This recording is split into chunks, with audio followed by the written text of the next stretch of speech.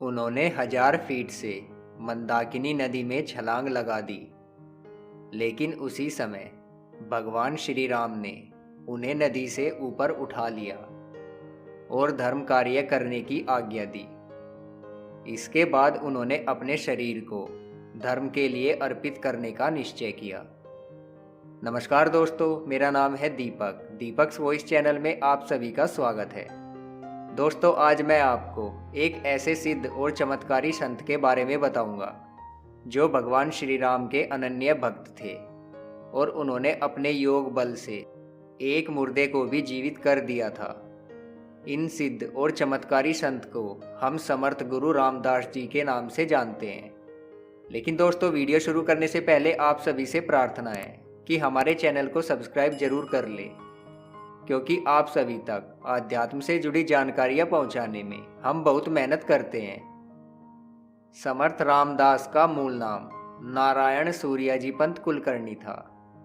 इनका जन्म महाराष्ट्र के जालना जिले के जांब नामक स्थान पर रामनवमी के दिन ऋग्वेदी ब्राह्मण परिवार में सन 1608 में हुआ था। समर्थ रामदास जी के पिता का नाम सूर्याजी पंत था। वे सूर्यदेव के उपासक थे और प्रतिदिन आदित्य हृदय स्तोत्र का पाठ करते थे।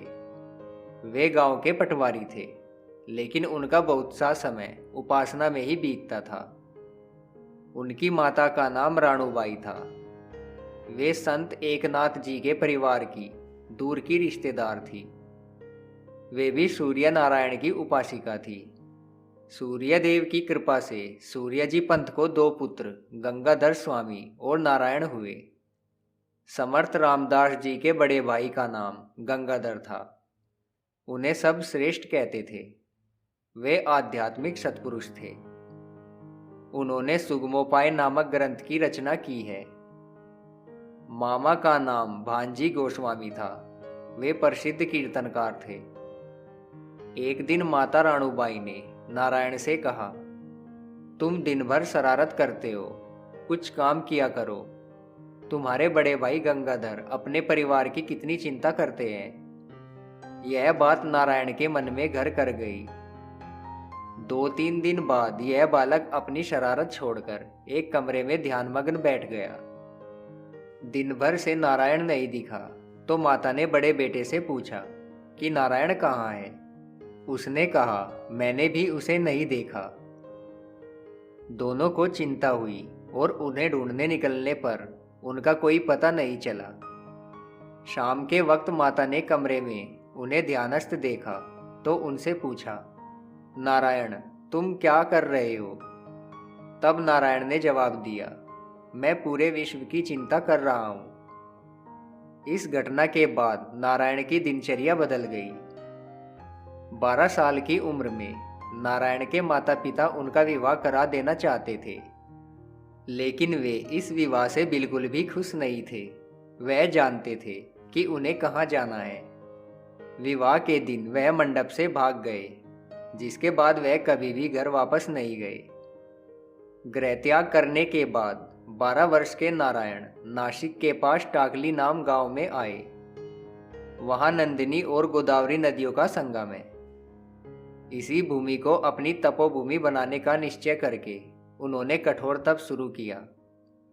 वे प्रातः ब्रह्म मुहूर्त को उठकर प्रतिदिन 1200 सूर्य नमस्कार करते थे। उसके बाद गोदावरी नदी में खड़े होकर राम नाम और गायत्री मंत्र का जाप करते थे।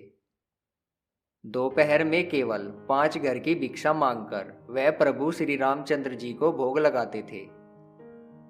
इसके बाद प्रसाद प्राणियों और पंछियों को खिलाने के बाद स्वयं ग्रहण करते थे। दोपहर में वे वेद, वेदांत, उपनिषद, शास्त्रों एवं ग्रंथों का अध्ययन करते थे। उसके बाद फिर नाम जप करते थे। उन्होंने 12 वर्षों में 13 करोड़ राम नाम जप किया था। इसी समय में उन्होंने स्वयं एक रामायण लिखी।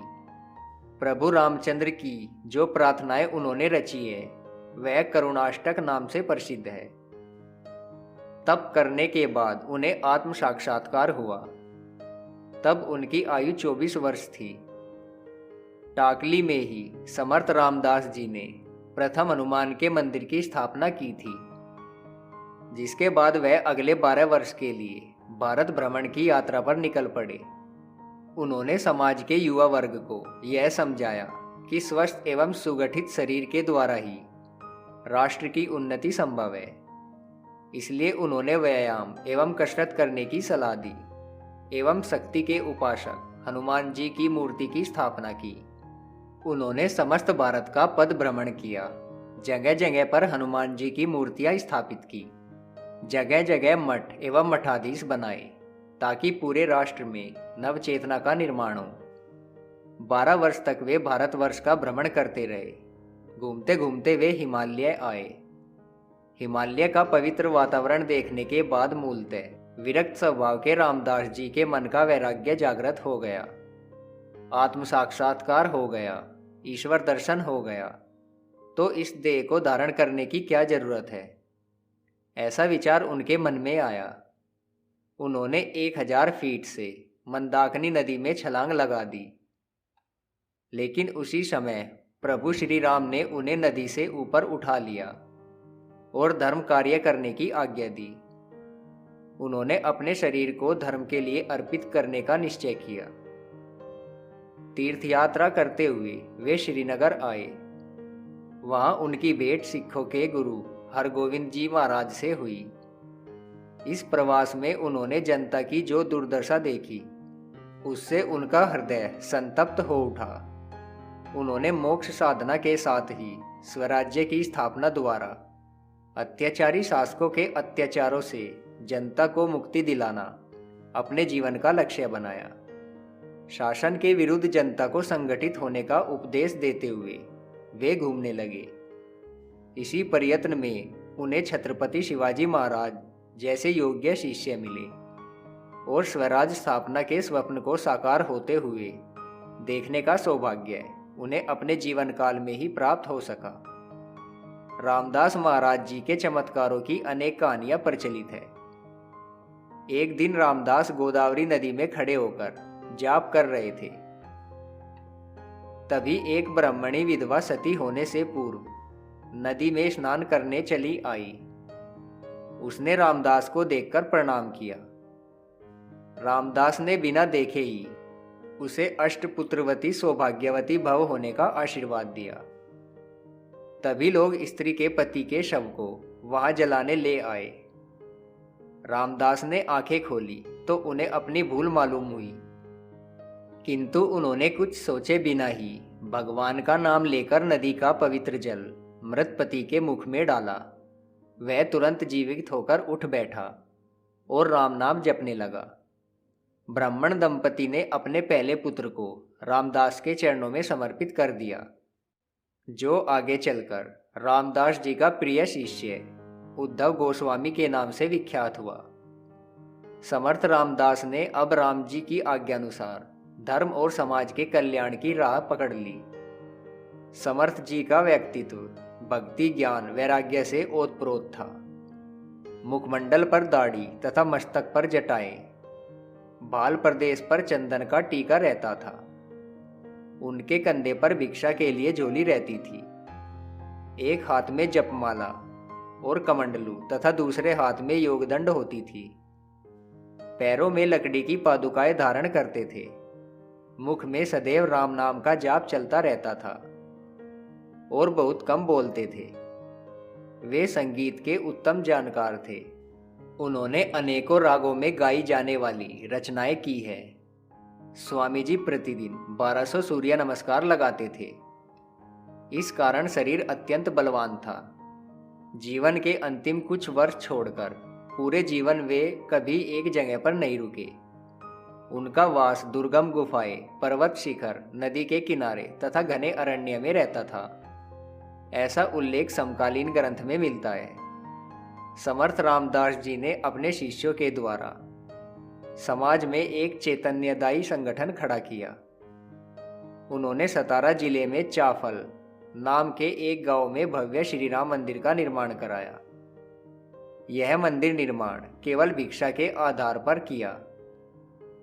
कश्मीर से कन्याकुमारी तक उन्होंने 1100 मठ तथा अखाड़े स्थापित कर स्वराज्य स्थापना के लिए जनता को तैयार करने का प्रयत्न किया। शक्ति एवं भक्ति के आदर्श श्री हनुमान जी की मूर्तियाँ उन्होंने गांव-गांव में स्थापित की। उन्होंने अपने सभी शिष्यों को विभिन्न प्रांतों में भेजकर भक्ति मार्ग तथा कर्मयोग की सीख जन जन में प्रचारित करने की आज्ञा दी। समर्थ रामदास जी के भक्तों एवं अनुयायियों को रामदासी कहते हैं। समर्थ जी द्वारा स्थापित संप्रदाय को समर्थ संप्रदाय अथवा रामदासी संप्रदाय कहते हैं। जय जय रघुवीर समर्थ यह संप्रदाय का जय घोष है तथा श्री राम जय जय राम जप मंत्र है। समर्थ जी की विचारधारा तथा कार्य का प्रभाव लोकमान्य तिलक, वीर सावरकर, डॉक्टर केशव बलिराम हेडगेवार आदि महान नेताओं पर था।